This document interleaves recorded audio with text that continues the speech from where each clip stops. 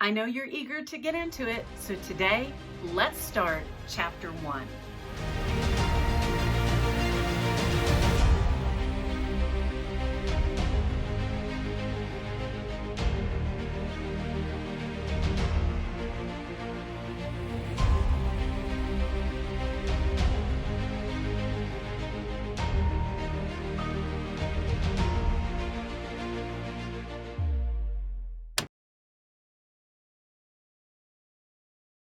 Now, finally, you're going to start what feels like writing in your book. What we've done before is important, but it's just laying the foundation so we can build the structure around your book. Today, we start Chapter 1. I know you're excited about that, so let's do it. So what we did before was we used a table of contents as an outline of the book. So now what we're going to do today is we're going to hit a return, start a new page right after the table of contents, and put a heading on there that says Chapter 1. I don't care if you spell out the word 1 or if you use a numeral 1. That's really a stylistic choice that you get to make. Maybe you're going to actually give it a title. But my guess is that right now at the very, very beginning, you don't know what that title is yet. So that's okay. Something that gives you an indication that this is the beginning of the chapter. Chapter 1.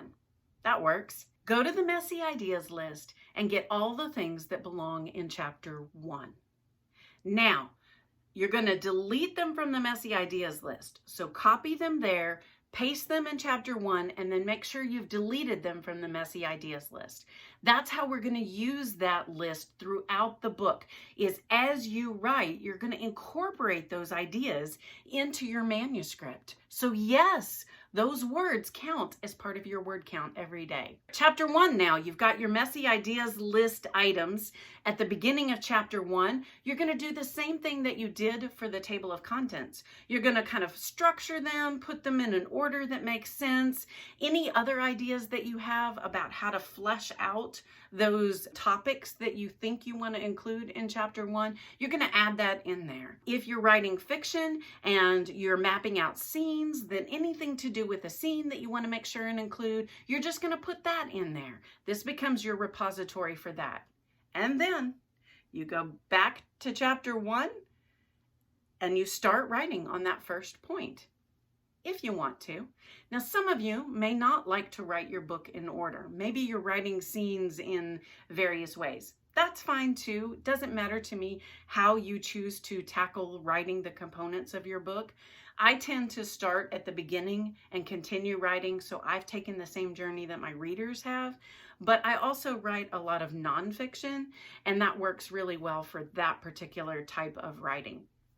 Again, doesn't matter to me where you write, because now what you have in Chapter 1 is a loose outline of what it contains. So if it's the third item on the list that catches your attention and you're excited about writing about that, well, ride that enthusiasm and go to that section and write that. You're going to go back and edit later, and you're going to weave it all together in a way that's going to make sense for your readers. And so however you tackle it is perfectly fine. Just start writing. Pick a section, write 500 words, and call it a day. And I will see you here tomorrow.